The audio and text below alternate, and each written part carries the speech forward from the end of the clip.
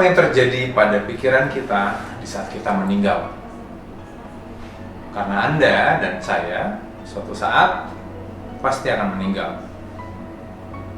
Dan ada sekitar 150.000 orang meninggal setiap harinya. Dan suatu saat nanti, Anda dan saya akan menyusul mereka. Saat lagi, kita akan berbicara dan bereksperimen dengan seorang dokter spesialis anestesi yang profesinya juga mendekati pikiran alam bawah sadar dan nyawa sendiri. Halo, nama saya Prima, saya dokter spesialis anestesi sekaligus juga konsultan intensive care. Saya jadi dokter anestesi sudah 12 tahun kurang lebih. Sepanjang di anestesi ini banyak cerita-cerita yang menarik, lucu, sedih, tapi ya itu tentang hidup ini. Dan di situ kemudian saya belajar bahwa, dan terus belajar bahwa hidup itu amazing. Hargai hidupmu dan hidup orang lain juga. Dan pemirsa, sekarang saya bersama di dokter spesialis anestesi, Dokter Prima. Halo dokter. Halo. Selamat pagi aja deh, selamat pagi. Boleh, siang juga nggak apa-apa. Nah, Dokter Prima ini seorang dokter spesialis anestesi. Nah, saya pengen tahu kenapa kok memilih jurusan spesialis anestesi gitu dokter? Dulu itu karena harapannya, pemikirannya tuh nggak perlu banyak ngomong ke pasien. Kenyataannya? Saya salah. Nah, misteri terbesar nih dokter ya, apa sih bedanya sama tidur sama koma, bedanya apa? Kalau dari secara anestesi, sebenarnya tidur, anestesi, koma, yang mungkin bisa bedakan ada tidur sama koma dulu. Ya, oke, monggo. Tidur bisa dibangunkan, koma nggak bisa dibangunkan. Oke. Nah, kalau tadi tanya ada dalam keadaan teranestesi, keadaan anestesi itu tidur koma, nggak bisa dibangunkan, tapi nanti bisa dibangunkan. Oh, kalau koma yang biasanya tidak bisa dibangunkan, ya tergantung dia ya. Nah, Mbak Uri kan bingung nggak jadi ketawa-ketawa. Dia ngomong-ngomong ya. Tidur tapi nggak bisa bangun. Itu anestesi ya? Nggak bisa bangun, tapi bisa bangun. Tadi kan saya ngomong tidur sama koma ya? Iya. Tidur itu bisa dibangunkan, koma nggak bisa dibangunkan. Nah, pada kondisi anestesi, dia itu kita sebut tidur, tapi kita nggak bisa bangunkan dia. Kita sebut koma, tapi sebetulnya kita bisa bangunkan dia. Jadi kalau mau gampangnya dia antara tidur sama koma di situ ya? Bordernya situ. Imigrasinya lah. Imigrasinya, oke. Sudah berapa tahun ya dokter menjadi dokter spesialis anestesi? Apa ya? 12 ya. 12 ya? 12 tahun. 12 tahun ya. Nah, pernah bertanya-tanya nggak sih gitu? Roh, jiwa, nyawa itu kemana sih kalau ya sudah nggak ada di raga gitu dokter?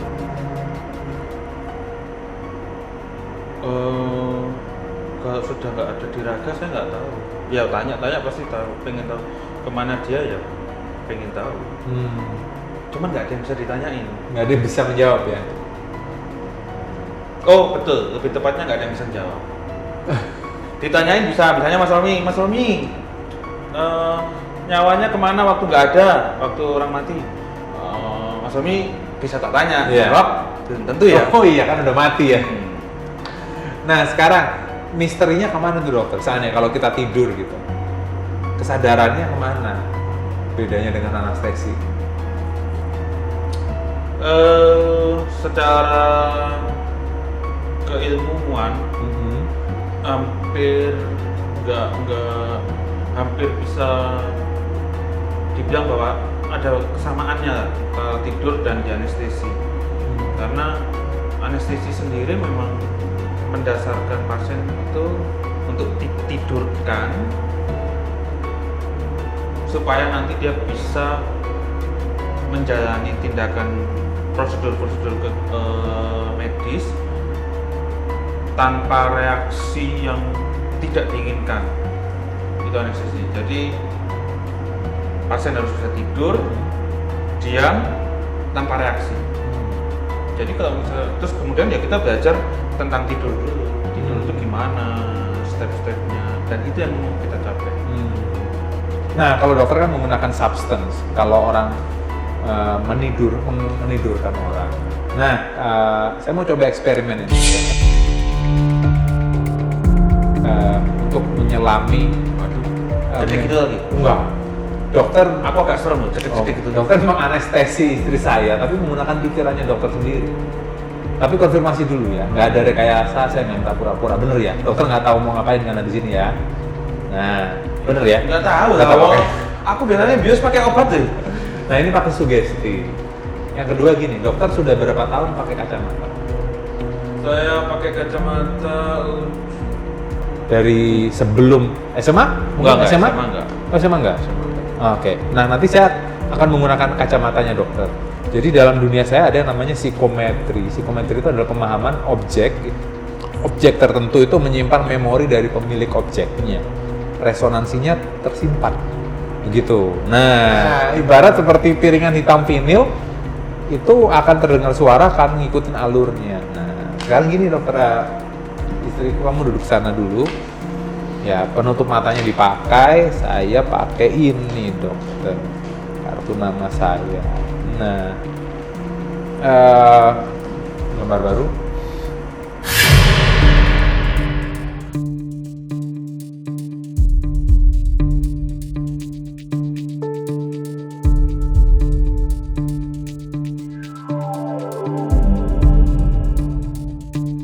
Fokus ke memori yang membuat mungkin berkesan atau sedih atau takut atau kecewa. Nah, dokter fokus ke nama yang dipikirin sama memorinya gitu. Karena kita mau ngomongin itu gitu.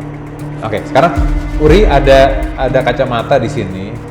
Menurut kamu berapa huruf ini namanya? Ada 4 huruf. Bener. Wah, keren. Oke, belum selesai. Karena banyak nama wanita 4 huruf ya. Oke. Sebutkan huruf hidupnya dulu, karena nama bisa jadi nama kalau ada A, I, U, E, O-nya ya dokter ya. Oke. Rasakan dari vibrasi objek yang dipegang dokter ini. Huruf hidupnya apa, Uri? ada U, Ada U-nya, betul dokter? Oke. Apalagi, Uri? ada huruf I, Ada I-nya, bener? Sangari. Oke. Fokus ya, Uri ya.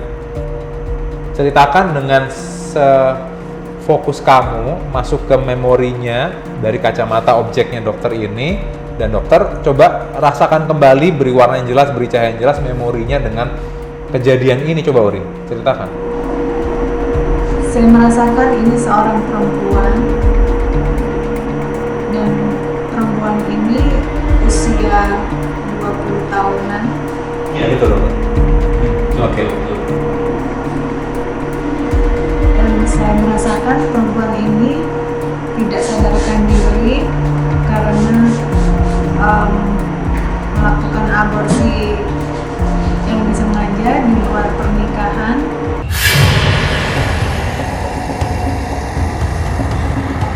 Nah, Uri, tadi kamu dapatkan memori tentang ada pendarahan, ini wanita, namanya terdiri dari 4 huruf, ada U-nya, ada I-nya. Menurut kamu, Uri, memori ini itu menyangkut wanita, namanya siapa? Sebutin yang keras. Perempuan ini namanya Susi. Susi.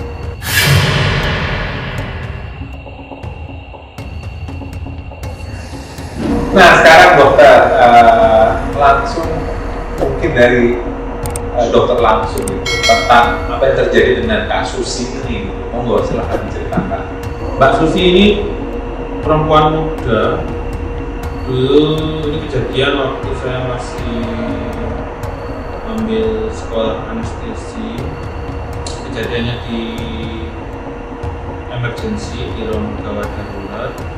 Mbak Susi ini datang ke emergency ke GD itu dengan kondisi kita ngomong shock, dia udah dingin, nggak sadar, karena diantar sama orang dengan tangki ya, dengan tangki.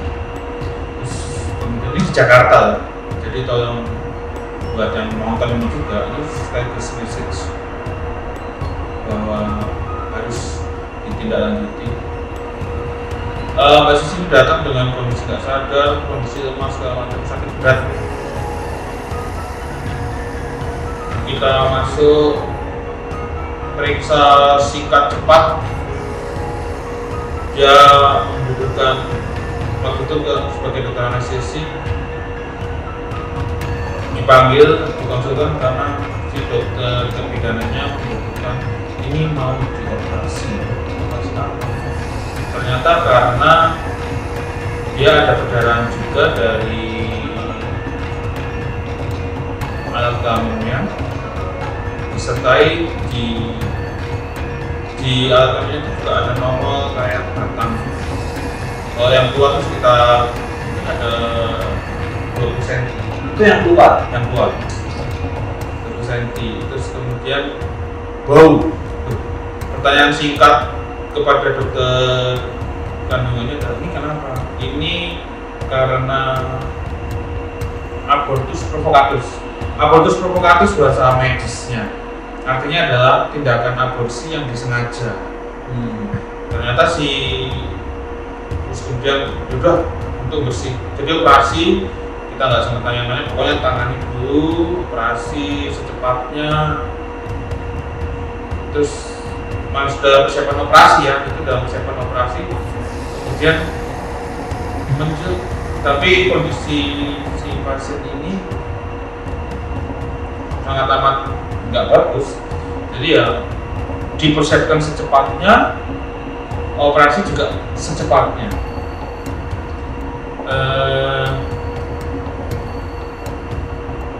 Yang sayangnya, sungguh sayangnya adalah pasca operasi udah dirawat, itu si Mbak Susi ini tidak mengalami nasib yang baik seperti kita inginkan, karena dia kemudian meninggal. Dalam selama proses itu kemudian kita berbicara kenapa ini terjadi, karena si Mbak Susi ini masih muda, 20 tahun. Dia hamil tapi belum menikah. Dan ya seperti biasa, orang belum menikah hamil di Indonesia pasti akan sangat bingung karena belum siap, dan kemudian bagaimana caranya supaya saya nggak jadi hamil, karena tidak ada, masyarakat kita masih nggak tahu bagaimana harus menangani hal seperti itu, dan memang belum tersedia. Akhirnya ya kemudian si Mbak Susi ini mencari cara-cara yang lazim ada tapi sebetulnya tidak boleh dilakukan. Dia datang ke dukun untuk minta bagaimana untuk dilakukan. Ini di Jakarta ya? Di Jakarta. Ada dukun? Jakarta Pusat. Terus kemudian si dukun itu melakukannya dengan cara dia memakai bambu, bukan bambu lurus loh. Bambu lurus tapi kalau tahu bambu kecil-kecil, bambu kuning itu kan ada cabang-cabangnya. Nah cabang-cabangnya kan semua ada bendol-bendol. Iya. Itu dipakai. Jadi jika bambu lurus kemudian di sini terus ada yang cabang. Cabang terus dimasukkan. Niatnya ya untuk. Tapi kan itu bambu ya bukan barang bersih ya. Jadi si dukun mungkin tak gimana, dia nggak tahu bagaimana apakah ini sudah berhasil atau enggak, ya dipasang situ. Mungkin pemikirannya dipasang jadi tidak di situ menghambat pertumbuhan, nanti kemudian keluar. Nah dipasang lah beberapa hari, kalau nggak salah 3 hari. Tapi ya itu 3 hari di dalam situ. seingat saya ya, kalau nggak salah, pokoknya nggak cuma saya. Itu udah pasang, akhirnya jadi infeksi. Oh my god. Infeksi Ya kalau sekarang kita kenal sebagai sepsis infeksi, Sepsis, ya. ya itu. Ya pasti di situ si janinnya ya pasti akan mati juga, tapi ternyata juga bawa si ibunya. Karena si ibunya sepsis, wah sampai orang di situ bau, itu sudah terinfeksi berat. Ya ini karena si Mbak Susi ini tidak tahu dan tidak mendapatkan cara penanganan yang benar. Ini sebetulnya ranahnya bukan ranah anestesi, tapi ini jadi cukup terpatri di saya adalah karena saya bis pasien itu dan menyaksikan sendiri betapa bahwa kita masih saat itu ya mungkin saat itu, tapi untuk kasus ini kasus tentang abortus ini itu kita masih sangat tidak punya akses yang baik dan benar. Mbak Susi ini cuma satu perwakilan dari sekian banyak korban-korban seperti itu, karena kita belum punya suatu pelayanan kesehatan terhadap kondisi yang seperti ini. Pasti kan dia takut. Yeah. Kamu sih gara-gara kamu Masyarakat menyalahkan. ya, menyalahkan, dia takut segala macamnya. Menyalahkan tapi nggak memberikan suatu solusi. Kayaknya ya. Buat saya sebagai dokter anestesi, kalau Julius yang sudah kondisi itu cukup menyulitkan karena obat-obatan yang saya pakai itu akan membuat depres terhadap si pasien itu. Nah, kondisi pasien yang sudah terinfeksi berat itu dia sudah depresi. Nah, tambahin obat tadi, kayak gini lagi. Nah, kan aku nggak bisa nanti untuk dokter anestesi kan kalau ibu bilang bahwa kami anestesi itu tukang parkir nyawa. Nah, katanya tukang parkir nyawa. Saya bilang sih kalau sekarang saya bilang bahwa tukang jaga bodi. Karena yang kita jaga bodinya, nyawanya, kesadarannya sampai sekarang tuh belum ketemu dia kemana ya. Secara literatur dia di situ. Tapi kita jaga nakal itu dengan segala macam obat. Nah, obat-obat itu mendepres. Nah, kalau pasiennya sudah terdepres, nanti membangunkannya lagi. Terdepres itu mentalnya atau fisik? Mental dan fisik. Itu bisa. Nah, pesan moralnya apa dari kisah ini? Pesan moralnya, tolong bikinkan suatu mekanisme yang bisa Merangkul gitu, menaungi. Pokoknya jangan lagi ada kasus kayak gini lah. Jadi kalau misalnya, oke lah bahwa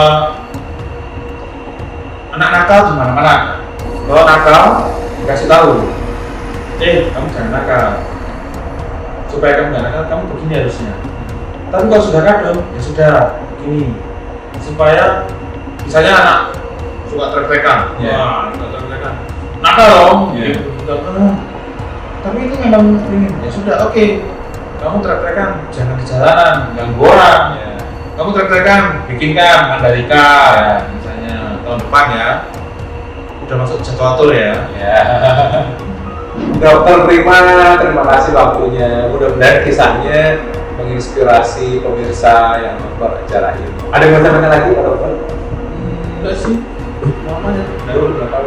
Cuman ini hebat tuh.